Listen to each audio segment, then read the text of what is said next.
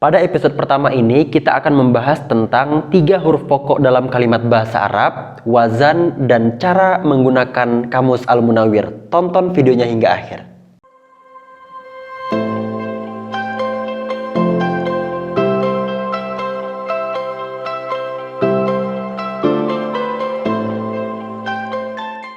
Assalamualaikum warahmatullahi wabarakatuh. Perkenalkan, saya Muhammad Iqbal Dinul Falah yang akan menemani teman-teman sekalian untuk mempelajari ilmu shorof dari dasar.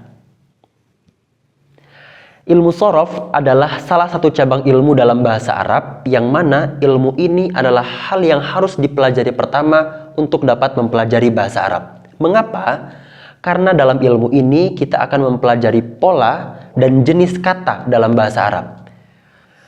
Kata dalam bahasa Arab kita kenal dengan sebutan kalimah, yang mana kalimah menjadi fokus utama pembelajaran kita dalam ilmu shorof. Kalimat dalam bahasa Arab memiliki pola khusus yang menentukan berapa huruf dalam setiap kalimat, bagaimana harokatnya, dan seterusnya. Menurut ahli bahasa Arab, pada umumnya kalimat dalam bahasa Arab terdiri dari 3 huruf pokok. 3 huruf pokok itu bisa kita lihat bahwa huruf pertama dalam kalimat itu disebut sebagai fa'ul kalimah. Huruf kedua dalam kalimat itu disebut ainul kalimah. Dan huruf ketiga dalam kalimah itu disebut lamul kalimah. Bisa langsung saja kita lihat contoh bagaimana caranya kita mempraktekkan 3 huruf pokok ini dalam kalimat bahasa Arab. Pertama ada kalimat sajadah. Sesuai dengan yang kita bahas barusan, maka huruf pertama kalimat ini yaitu sin diberi istilah sebagai fa'ul kalimah. Huruf kedua yaitu jim diberi istilah sebagai ainul kalimah. Dan huruf ketiga yaitu dal disebut sebagai lamul kalimah. Begitupun seterusnya kalimat-kalimat selanjutnya yaitu sobaro. Huruf sod disebut sebagai fa'ul kalimah, ba sebagai ainul kalimah, ro sebagai lamul kalimah. Begitupun dengan kalimah kafaro, berarti kaf sebagai fa'ul kalimah, fa sebagai ainul kalimah, dan ro sebagai lamul kalimah. Yang terakhir mim sebagai fa'ul kalimah, nun sebagai ainul kalimah, dan ain sebagai lamul kalimah. Maka dapat kita tarik kesimpulan bahwa setiap kalimat dalam bahasa Arab terdiri dari 3 huruf pokok, yang mana kalimat seperti ini disebut dengan sulasi. Oke, baik teman-teman sekalian, selanjutnya kita akan membahas tentang pola atau wazan. Seperti yang telah dibahas sebelumnya bahwa pola dalam bahasa Arab atau dalam kalimat bahasa Arab akan menentukan yang pertama, berapa jumlah huruf dalam kalimat tersebut. Yang kedua, apa harokat setiap huruf pada kalimat tersebut. Dan yang ketiga, dengan pola itu kita juga dapat mengetahui mana huruf pokok dan mana huruf tambahan dalam suatu kalimah dalam bahasa Arab. Menurut ahli bahasa Arab bahwa pola atau wazan yang kita bahas tadi itu menggunakan kalimat fa'ala, yang mana fa'ala ini akan menjadi pola pada semua kalimat dalam bahasa Arab. Selanjutnya, antara pola dan kalimat ada 2 poin yang harus dipenuhi. Yang pertama adalah jumlah hurufnya sama.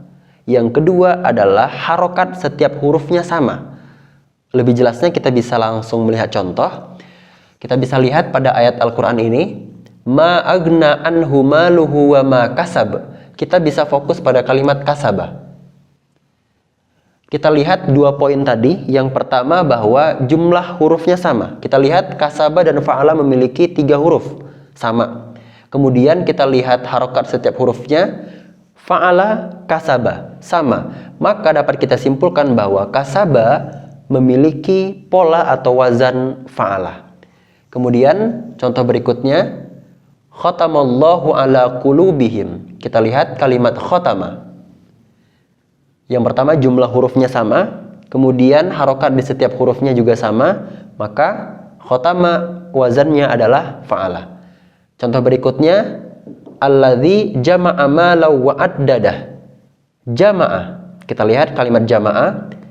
Poin pertama, jumlah hurufnya sama, kemudian harokat setiap hurufnya juga sama, maka kita simpulkan jamaah memiliki wazan fa'ala.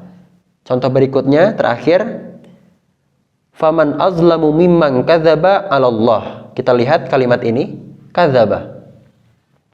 Jumlah hurufnya dengan fa'ala sama 3, kemudian harokat di setiap hurufnya juga sama.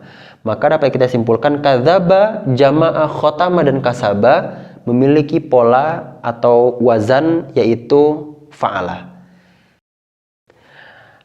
Maka dari itu dapat kita tarik kesimpulan bahwa setiap kalimat dalam bahasa Arab pasti memiliki pola atau wazan tertentu.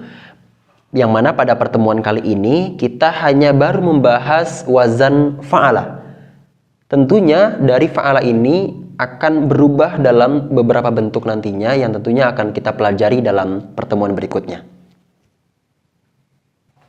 Baik teman-teman sekalian, selanjutnya setelah kita mengetahui 3 huruf pokok berikut dengan pol dan wazan pada kalimat, contohnya tadi sajadah, kita mengetahui bahwa sin adalah faul kalimah, jim adalah ainul kalimah, dan dal adalah lamul kalimah.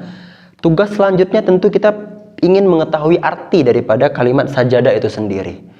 Pada umumnya, pembelajar bahasa Arab menggunakan kamus Al-Munawwir untuk dapat mengetahui terjemah suatu kalimat.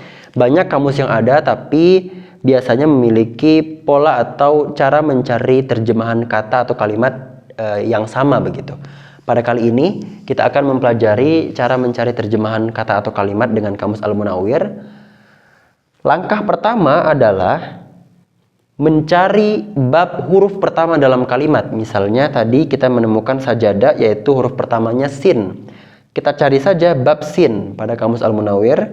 Setelah kita menemukan bab sin, langkah kedua adalah mencari bahasan huruf pertama dan huruf kedua dalam kalimat. Misalnya sin dan jim. Kita cari saja bahasan sin yang bersandingan dengan jim. Itu sin dan jim. Kemudian lanjutkan saja dengan huruf setelahnya. Pertama, kedua, dan ketiga, yaitu sin, jim, dan dal. Kita cari bahasan. Yang mana sin bersandingan dengan jim, kemudian dengan dal. Setelah kita menemukan kalimat ini dalam kamus Al-Munawwir, biasanya untuk dapat mengetahui terjemahan atau arti pokok dalam kalimat tersebut, kita akan menemukan tanda bintang di samping kalimat tersebut yang menentukan atau menunjukkan bahwa kalimat ini adalah kalimat pokok, yang tentunya artinya juga pokok begitu. Nanti kita akan menemukan bahwa sajadah artinya bersujud. Begitupun dengan contoh selanjutnya yaitu sobaro. Sama, langkah pertama cari dulu bab huruf pertama, kita cari bab sod. Setelah itu cari bahasan sod dan ba. Setelah itu cari bahasan sod, ba, dan ro. Setelah itu kita akan menemukan bahwa sobaro memiliki arti bersabar. Begitu. Begitupun pada semua kalimat yang ada dalam bahasa Arab, tentu kita ingin mengetahui terjemahan dan artinya. Begitulah cara menggunakan kamus Al-Munawwir untuk dapat mengetahui terjemahan kalimat dalam bahasa Arab. Baik teman-teman sekalian, hari ini kita telah membahas 3 bahasan. Yang pertama, 3 huruf pokok, yang kedua pola atau wazan, dan yang ketiga cara mencari terjemahan atau arti kata kalimat dalam bahasa Arab menggunakan kamus Al-Munawwir. Nah teman-teman sekalian, selanjutnya ada tugas yang harus kamu kerjakan. Kita telah cantumkan di kolom deskripsi di bawah ini. Silahkan dikerjakan dan kirim jawaban kamu di kolom komentar. Kami tunggu. Dan sebagai informasi bahwa materi yang kita gunakan dalam mempelajari ilmu shorof ini pada pertemuan-pertemuan nanti, termasuk hari ini tentunya, kita menggunakan rujukan kitab ilmu shorof tatbiki. Ini yang kita gunakan. Maka dari itu, bagi teman-teman yang ingin memiliki buku ini, tentunya nanti akan dapat mengerjakan soal lebih banyak. Silahkan hubungi kontak person di bawah ini.